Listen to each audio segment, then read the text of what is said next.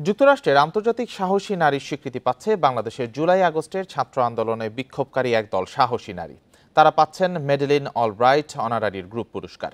এই ঈদে জামা জুতো অ্যাক্সেসরিজের ডিসকাউন্ট। মেডেলিন অলব্রাইট 90 দশকে মার্কিন পররাষ্ট্রমন্ত্রী ছিলেন। শুক্রবার আন্তর্জাতিক সাহসী নারী পুরস্কার প্রাপ্তদের নাম ঘোষণা করে মার্কিন পররাষ্ট্র মন্ত্রণালয়।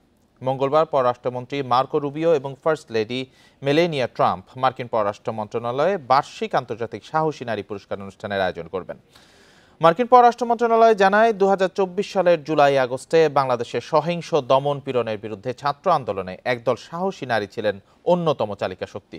হুমকি ও সহিংসতা সত্ত্বেও নিরাপত্তা বাহিনী ও পুরুষ বিক্ষোভকারীদের মধ্যে দাঁড়িয়ে অসাধারণ সাহসিকতা দেখিয়েছেন তারা। এই নারীদের সাহসিকতা ছিল নিখুঁত সাহসিকতার সংজ্ঞা।